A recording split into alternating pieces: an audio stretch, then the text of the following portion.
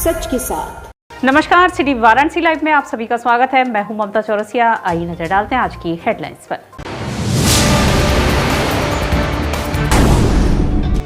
ट्रकों की भीषण टक्कर से रिंग रोड पर हुआ हादसा, एनडीआरएफ ने बचाई ड्राइवर की जान। पुलिस लाइन से रवाना हुई पोलिंग पार्टियां, संवेदनशील बूथों पर रहेगी विशेष निगरानी। मौसम में आए बदलाव को लेकर मौसम वैज्ञानिकों ने जताई चिंता, कहा यही हाल रहा तो आने वाला मानसून होगा कमजोर। और 12 दिनों से चल रहे गंगा पुष्करालू मेले का समापन, केदार घाट पर आयोजित हुआ भव्य कार्यक्रम। और अब खबरें विस्तार से। नगर निकाय चुनाव 2023 की पूरी तैयारियां प्रशासन द्वारा संपन्न कर ली गई हैं। बुधवार को सुबह 10 बजे से ही पुलिस लाइन से पोलिंग पार्टियों की रवानगी हुई। नगर निकाय चुनाव 2023 के लिए बुधवार की सुबह 10 बजे से पुलिस लाइन से पोलिंग पार्टियों की रवानगी शुरू हो गई। मतदान कार्मिकों को ईवीएम व स्टेशनरी सामग्री देकर रवाना किया गया। इस दौरान जिलाधिकारी एस राजलिंगम समेत आला अधिकारी मौजूद रहे। गुरुवार को मतदान केंद्रों पर वोट पड़ेंगे। जिला प्रशासन मतदान को सकुशल संपन्न कराने के लिए प्रतिबद्ध है। संवेदनशील, अति संवेदनशील प्लस बूथों पर स्टैटिक मजिस्ट्रेटों की तैनाती की जाएगी। वहीं मतदान की वीडियोग्राफी भी कराई जाएगी। मतदान में खलल डालने वालों के खिलाफ सख्त कार्रवाई की जाएगी। पुलिस लाइन से पोलिंग पार्टियों की रवानगी का सिलसिला सुबह 10 बजे से शुरू हुआ। मतदान कार्मिकों को ड्यूटी चार्ट के अनुसार संबंधित रूट के वाहनों में बैठाकर रवाना किया गया। उन्हें ईवीएम व मतदान कराने के लिए स्टेशनरी आदि मुहैया कराई गई। मतदान कार्मिकों की सुविधा के लिए लाउड स्पीकर से अनाउंसमेंट कर जानकारी दी जाती रही। पुलिस लाइन के प्रवेश द्वार पर ही पोलिंग पार्टियों की ड्यूटी रिसीव कराई गई। इसके बाद काउंटर से ईवीएम व स्टेशनरी दी गई। बस व वाहनों के लिए पार्किंग की व्यवस्था की गई थी। पोलिंग पार्टियों के सदस्य रूट चार्ट के अनुसार वाहनों में बैठकर बूथों के लिए रवाना हुए। पूरा पुलिस लाइन परिसर खचाखच भरा रहा। इस दौरान मौके पर मौजूद जिलाधिकारी ने बताया कि 5 जोन के 1335 बूथों के लिए पुलिस लाइन से पोलिंग पार्टियों की रवानगी की जा रही है। इसी प्रकार गंगापुर नगर पंचायत के लिए राजा तालाब तहसील से पोलिंग पार्टियों की रवानगी हो रही है। उन्होंने बताया कि अति संवेदनशील प्लस बूथों पर एक स्टैटिक मजिस्ट्रेट तैनात रहेंगे। बूथों की वीडियोग्राफी कराई जाएगी। पहले ही अवांछनीय तत्वों को चिन्हित कर कार्यवाही की जा रही है। अतिरिक्त पुलिस बल की भी ऐसे बूथों पर तैनाती की जाएगी। सभी बूथों पर मानक के अनुरूप शौचालय, पेयजल, रैंप आदि की व्यवस्था है। दिव्यांग वोटर के लिए बूथों पर व्हीलचेयर की व्यवस्था की गई है। वहीं एक वॉलंटियर भी उनकी मदद के लिए मौजूद रहेंगे। जिलाधिकारी ने कहा कि निकाय चुनाव को शांतिपूर्ण ढंग से संपन्न कराया जाएगा। सभी अधिकारियों, कर्मचारियों की ड्यूटी लगाई गई है। जरूरत पड़ी तो संवेदनशील बूथों की निगरानी के लिए ड्रोन का इस्तेमाल किया जाएगा। अति संवेदनशील प्लस और संवेदनशील बूथों पे हमने एक्स्ट्रा एक स्टैटिक मजिस्ट्रेट जो उस केंद्र पे एक स्टैटिक मजिस्ट्रेट दिए हैं और ऐसे समस्त बूथों पे वीडियोग्राफी की व्यवस्था दिए हैं। और उसके साथ साथ जब बहुत 1-2 महीने पहले से ही वहाँ के ऐसे एलिमेंट को चिन्हित करके उनके खिलाफ निरोधात्मक कार्रवाई का भी हमने प्रारंभ कर दी थी, ताकि उसकी जो संवेदनशीलता के जो कारण है उस पर भी कार्रवाई हुई है। और पोलिंग के दिन वहाँ वीडियोग्राफी की निगाह रहेगी और एक स्टैटिक मजिस्ट्रेट एक्स्ट्रा दे रखे हैं वहाँ पे। अतिरिक्त पुलिस बल की भी ऐसे बूथों पे तैनाती की गई है। सर, बात करें नए बूथ शामिल किए गए हैं, नए बूथ भी बने, तो नए बूथों के लिए क्या क्या व्यवस्थाएं की गई है? बुजुर्गों के लिए जो चल फिर नहीं पा रहे हैं, दिव्यांग हैं, उनके लिए क्या? जैसे नए बूथ, सभी बूथों पे जो AMF जो बोलते हैं अश्योर्ड मिनिमम फैसिलिटी जो मानक है, जैसे शौचालय की व्यवस्था, रैंप की व्यवस्था, पेयजल की व्यवस्था, ये सब हमने सुनिश्चित कराया है बहुत पहले से नगर निगम के कोऑर्डिनेशन से और अन्य संबंधित विभाग के कोऑर्डिनेशन से इसकी व्यवस्था की है। इसके अलावा जो हमारे दिव्यांग वोटर हैं, प्रत्येक केंद्र पे एक व्हीलचेयर दे रखे हैं और एक वॉलंटियर को भी तैनात कर रखे हैं। उसमें ये हम लोग व्यवस्था दी है कि जो पहुंच नहीं पाते हैं वो व्हीलचेयर के इस्तेमाल कर सकते हैं। उनके मदद के लिए वहाँ वॉलंटियर्स भी तैनात हैं। नगर निकाय चुनाव में जनता को वोट देने के लिए प्रबुद्धजनों ने अपील की। वहीं आंगनबाड़ी कार्यकर्तियों ने भी डोर टू डोर जाकर लोगों से मतदान करने की अपील की। पहले मतदान फिर जलपान, इस मंत्र को लोगों को बताने के लिए वाराणसी के प्रबुद्धजनों ने जनता से अपील की है कि काशी हिंदू विश्वविद्यालय के न्यूरोलॉजी के हेड ऑफ डिपार्टमेंट काशीवासियों से कहा है कि पहले वह मतदान करें, क्योंकि वह आपका नैतिक अधिकार है और 5 साल में एक बार मिलने वाले इस अधिकार से वंचित न रहें। देश का लोकतंत्र का जो पर्व है, तो उस पर्व में निगम के चुनाव में आप सभी अपने घरों से निकलें, अपने मताधिकार का प्रयोग करें। ये मताधिकार हम सब नागरिकों का एक अधिकार है और इसी अधिकार से आप अपनी अगली सरकार चुनते हैं। तो अपने शहर की सरकार को चुनने के लिए कल जरूर अपने घरों से निकलें और जरूर मतदान करें। वहीं पातालपुरी मठ के पीठाधीश्वर महंत बालक दास ने कहा कि जब हम एक अच्छा प्रत्याशी चुनते हैं, क्षेत्र का विकास होता है और उसे चुनने का अधिकार जनता को है, तो जनता इस अधिकार उपयोग जरूर करे। जनता जनार्दन से ये अपील करता हूँ, निवेदन करता हूँ कि भारी मतों से आकर के अपने मत का मतदान करें। जो कल के दिन यानी जिस दिन मतदान होगा 4 तारीख को जो छुट्टी मनाते हैं, अवकाश मनाते हैं, कृपया अवकाश ना मनाएं, घर से निकलें और अपने मत का मतदान करें, जिससे कि प्रतिशत से ज़्यादा मतदान हो और देश का जो तरक्की हो रही है उस तरक्की की उसमें आप सहभागी बने, क्योंकि आपके मत का बहुत बड़ा महत्वपूर्ण है देश को आगे बढ़ाने के लिए और देश को विश्व गुरु को ले जाने के लिए। तो अपने क्षेत्र में निकलें और अपने जो सनातन धर्म की रक्षा करने वाला कैंडिडेट हो, जो अपनी देश की रक्षा करने वाला हो, आपकी रक्षा करने वाला हो, आपके चिंतित शुभचिंतित करने वाला हो, ऐसे आज निकल करके उसको अपने मत का दान करें। वहीं अंतर्राष्ट्रीय धार्मिक नीलू मिश्रा ने काशी की जनता से कहा है कि 4 तारीख को मतदान अवश्य करने जाएं, इस दिन को छुट्टी का दिन न बनाएं। वहीं आंगनबाड़ी कार्यकर्तियों ने मोहल्ले मोहल्ले घूमकर लोगों से मतदान करने की अपील की और उन्हें जागरूक किया। काशी की जनता से ये अपील है कि आप छुट्टी का दिन ना मनाएं। कल का दिन 5 साल का दिन आपका निर्णय करता है। अगर आप घर से निकलेंगे, वोट देकर आएंगे, सही व्यक्ति को चुनेंगे। एक बात ये नहीं कहनी चाहिए कि मेरे एक वोट देने से क्या होता है, एक वोट देने से अच्छा व्यक्ति आ सकता है। तो ऐसा बिल्कुल ना करें, घर से निकलें, मतदान करें और 5 साल अपने मोहल्ले के विकास में अपना सहयोग दें। वहीं समाज सेवी व उद्यमी संजय गुप्ता ने भी शहर वासियों से मतदान करने की अपील की है। उनका कहना था कि जागरूक मतदाता से ही मजबूत लोकतंत्र की अपेक्षा की जा सकती है, अतः आप मतदान अवश्य करें। मैं समस्त काशीवासियों से अपील करना चाहूँगा कि वो अपने मत का प्रयोग जरूर करें और इस देश की जो लोकतंत्र की जड़ें हैं उसको मजबूत करने का प्रयास करें और अपना और अपने परिवार का मत प्रयोग करके इस शहर में जो नगर निगम की सरकार बनाने का कल का दिन है उसमें अपनी सहभागिता जरूर सुनिश्चित करें। वाराणसी व्यापार मंडल द्वारा जनता से अपील की गई कि वह पहले मतदान करे फिर अन्य कार्य, साथ ही पहले मतदान फिर जलपान के नारे के साथ मतदाताओं को जागरूक किया गया। मतदाता जागरूकता को लेकर बुधवार को लोगों ने जगह जगह कार्यक्रम आयोजित कर लोगों से स्वस्थ लोकतंत्र के लिए खुलकर मतदान करने की अपील की, ताकि निकाय चुनाव में लोगों को सच्चा जनसेवक मिल सके।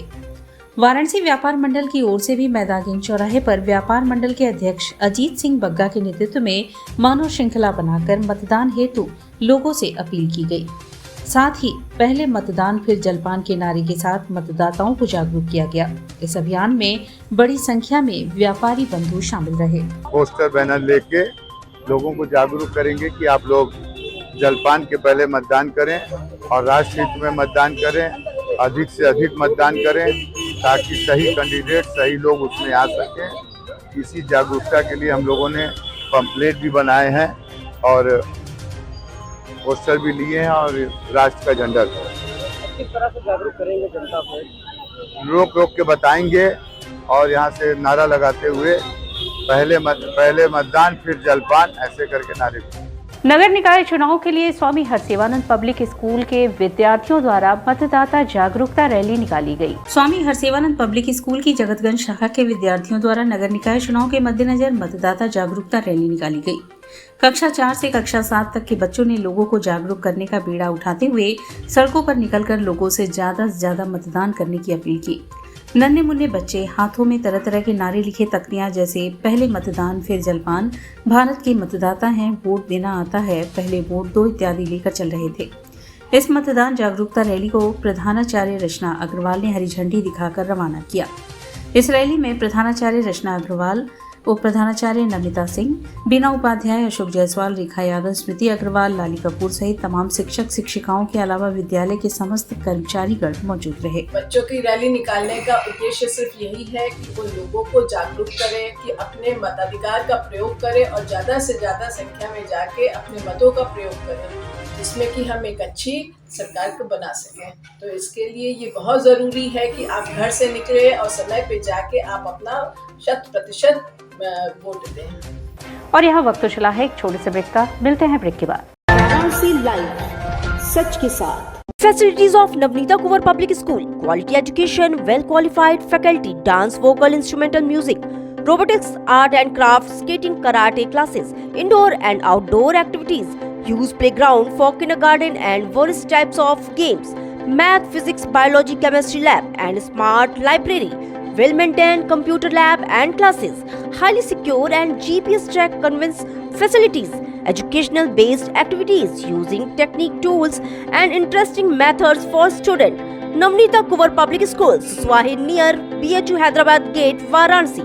Mobile number 7311128462. Navneeta Kunwar public school international Hindu school है। साइंस, मैथ एवं कंप्यूटर लैब, सुसज्जित लाइब्रेरी, वाहन की उत्तम व्यवस्था, विभिन्न खेलों की शिक्षा, बच्चों के शारीरिक एवं मानसिक विकास हेतु योगा का प्रशिक्षण सुविधा।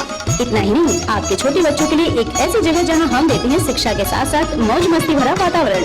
International Hindu school, Nagwa, Lanka, Varanasi. Swami Harsevanand public school, वातानुकूलित छात्र छात्राओं हेतु छात्रावास की सुविधा, हरितिमा युक्त खेल का मैदान, indoor game, outdoor game, NCC, ABC certificate तथा कैरियर काउंसलिंग की सुविधा, विज्ञान, कला तथा कॉमर्स के साथ वैकल्पिक विषयों की एक लंबी श्रृंखला, कम फीस में उत्कृष्टम अध्ययन की व्यवस्था, शहर की सभी भागों क्षेत्र में बस की सुविधा, विज्ञान, कंप्यूटर तथा सभी आधुनिकतम प्रयोगशाला है, ऑडियो वीडियो क्लासेस की सुविधा। Swami Harsevanand public school and hostel, शिक्षण समूह, शाखाएं हड़वा घाट, रमना, वाराणसी। Phone number 9554995413।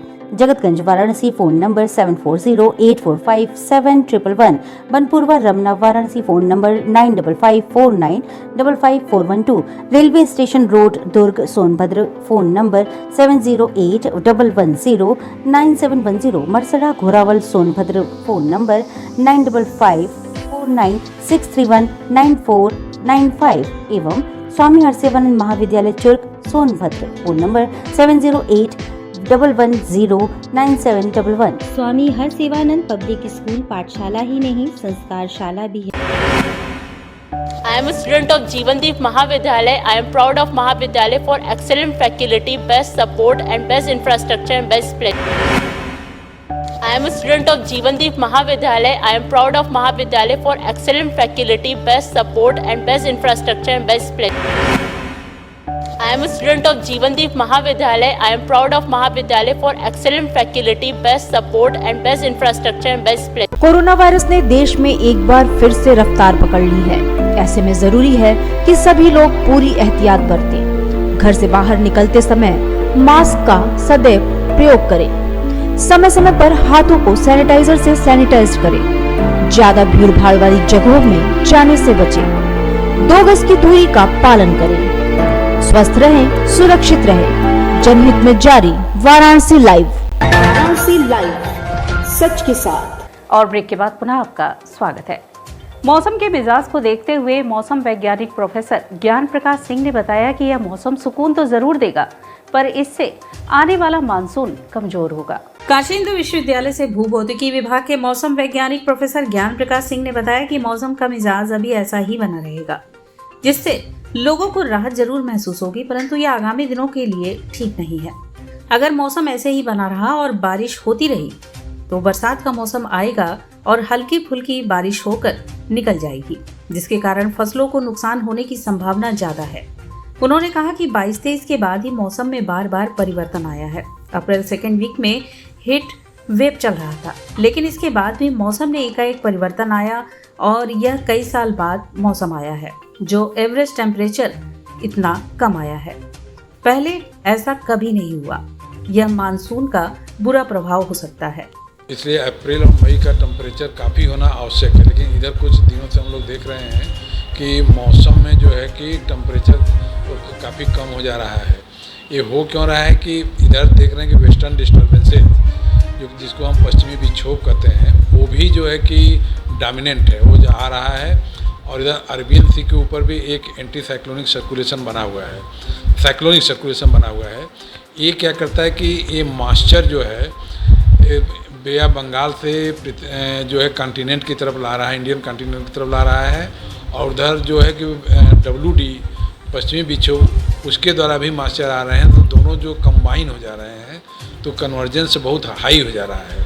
तो इस कन्वर्जेंस के कारण जो है देख रहे हैं कि पश्चिमी उत्तर प्रदेश, दिल्ली, राजस्थान और उत्तर प्रदेश के कुछ पार्ट लेकर बरसात हो रही है। और ये मौसम जो है कि जहाँ तक संभावना अभी लग रही है कि 5 तारीख तक इस तरह की लुका छिपी जो बादलों का है वो चलता रहेगा। तो इसको हम उम्मीद कर सकते हैं कि 8 तारीख के या उसके बाद जो है 8 तारीख से हीट वेव की जो मीन्स के टेम्परेचर का बढ़ना जो है प्रारंभ हो सकता है। काशी में 22 अप्रैल से चल रहे गंगा पुष्करालू मेले का 3 मई को समापन हुआ। समापन के अवसर पर केदार घाट पे भव्य कार्यक्रम का आयोजन हुआ। काशी में 22 अप्रैल से चल रहे गंगा पुष्करालू मेले का बुधवार 3 मई को समापन हुआ। समापन के अवसर पर केदार घाट पर भव्य कार्यक्रम का आयोजन श्री काशी तेलुगु समिति द्वारा आयोजित किया गया। इस कार्यक्रम में उपस्थित राज्यसभा सदस्य ने बताया कि इस बार मेला बहुत ही ऐतिहासिक रहा है, क्योंकि इस बार सरकार द्वारा अभूतपूर्व व्यवस्था की गई थी, जिससे लोगों को काफी मदद मिली।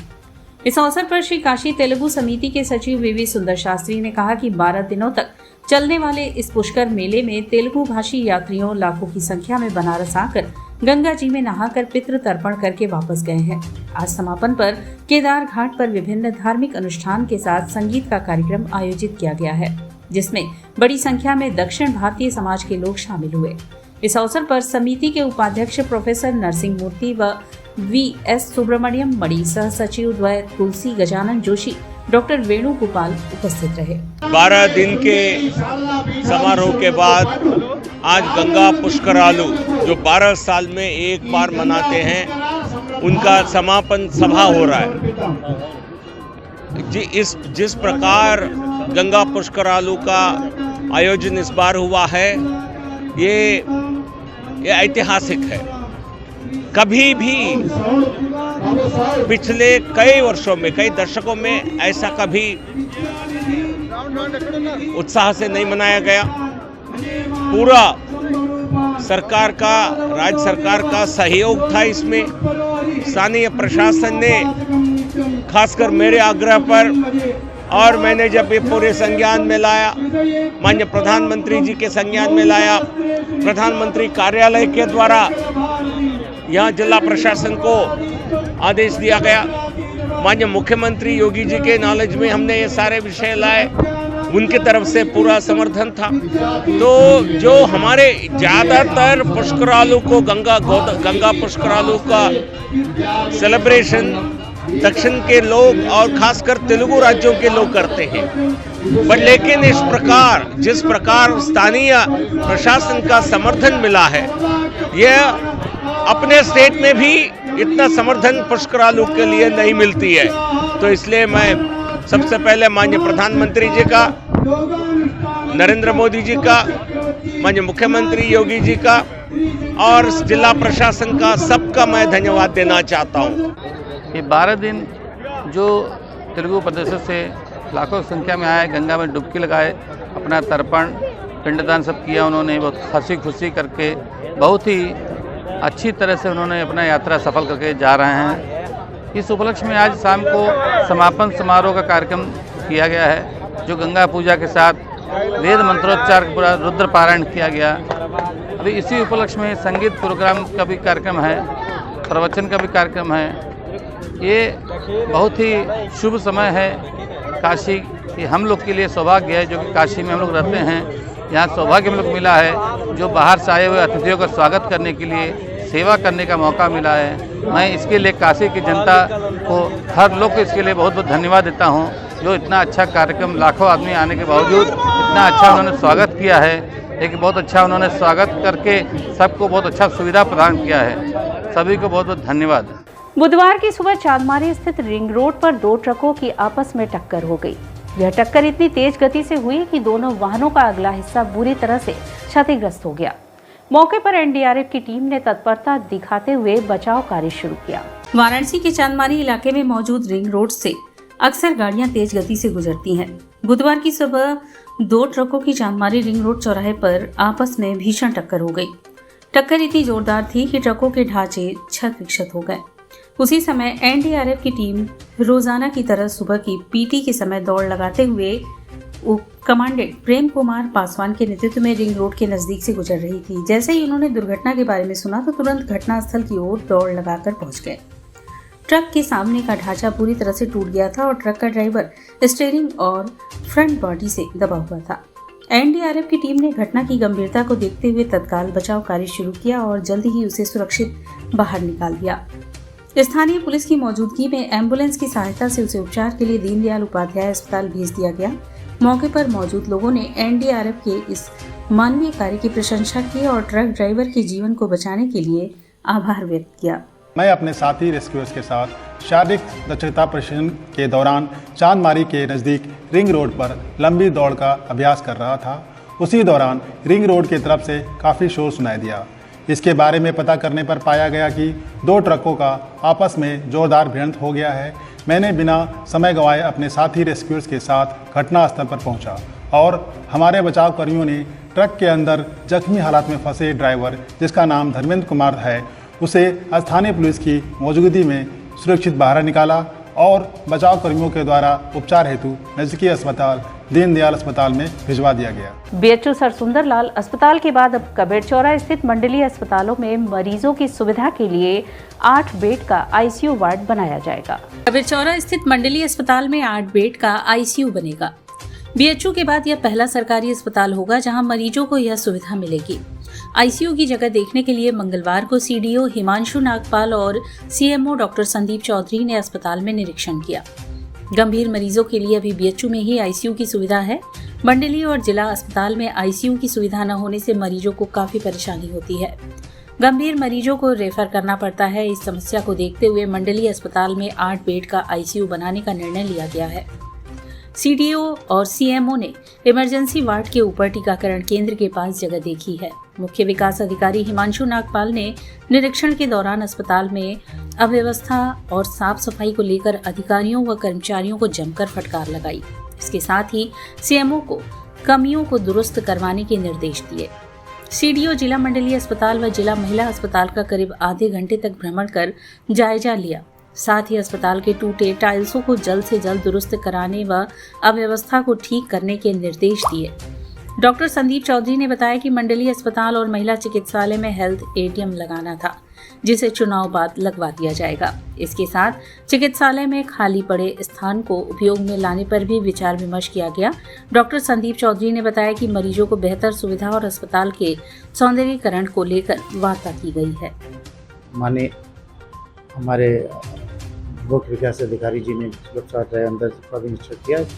मरीजों की और बेहतर सुविधा देने के लिए जो उन्होंने वहाँ पे देखा कि टाइल्स वगैरह के बारे में, तो उसको कहा ठीक कराने के लिए सुलभ शौचालय के लोगों से उसे बात को बताया जाएगा और उसको और सुदृढ़ीकरण और सफाई रखने के लिए उन्होंने निर्देशित किया। हेल्थ एटीएम जो अभी है वो प्रोसेस में है यहाँ पर और 13 और जगह पे रखा जा रहा है, तो उसके माध्यम से चुनाव के बाद जो भी होगा सभी जगह पर स्टार्ट हो जाएगा और सभी को पूर्णतः लाभ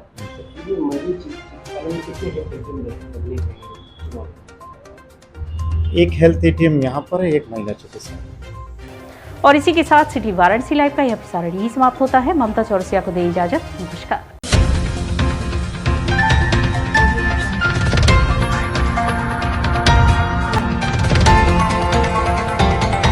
वाराणसी लाइव, सच के साथ।